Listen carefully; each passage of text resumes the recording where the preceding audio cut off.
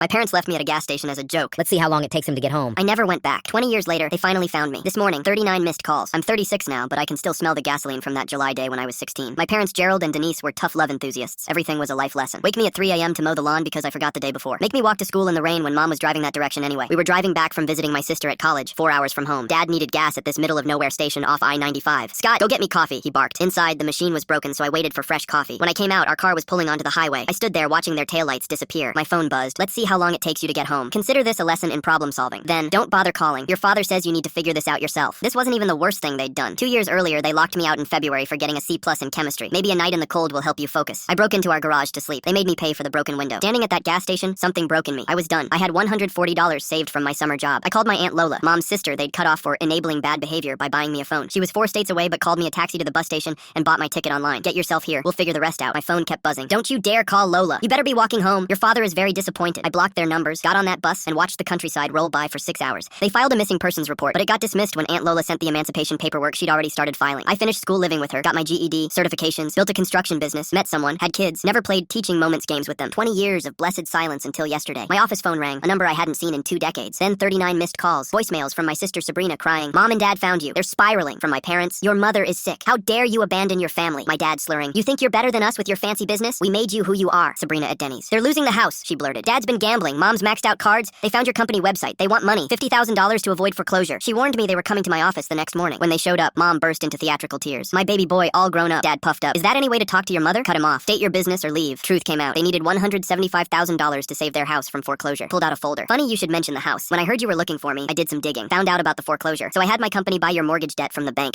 You have 30 days to vacate. We're demolishing it for a new development. The silence was beautiful. Mom wailed. Dad lunged across the desk. Security dragged them out as Mom screamed, I'd rot in hell. But I wasn't done. I'd kept everything. The recording of them laughing as they drove away. Birthday cards with messages like, maybe if you weren't such a disappointment, 20 years of documented abuse. Mass emailed it all to the entire family. Turns out they'd been telling everyone I ran away because I was on drugs. Yesterday morning, I had them come watch their house get demolished. Mom screaming about her garden. Dad threatening to sue with money he didn't have. I stood there drinking coffee, watching 20 years of their abuse get torn down in 2 hours. The look on their faces when the bulldozer went through Mom's prize-winning rose garden, priceless. But here's the kicker. I'm building affordable housing on that land. 20 units for single parents and their kids. Named it Annabelle Haven after my aunt who took me in. This morning they came back, humble and sorry. Dad actually cried, said they were about to be homeless. Mom promised she'd forgive me if I just helped them. I handed them a rental application for one of the new units. You're welcome to apply like anyone else. You'll need references and clean credit. But we're your parents, Mom screamed. Dad started his, after everything we've done for you speech. I just smiled. Yes, after everything you've done, this is exactly what you deserve. They're staying at some cheap motel claiming they'll sue. Good luck. Everything I did was completely legal. For years I dreamed of revenge, but just letting them face the consequences of their actions feels better than anything I could have planned. They threw away their son over a cruel prank, and now they get to watch everything they built torn down to help people they would have looked down on. Some bridges deserve to stay burned. Tomorrow I'm bringing lawn chairs and popcorn to watch the rest come down.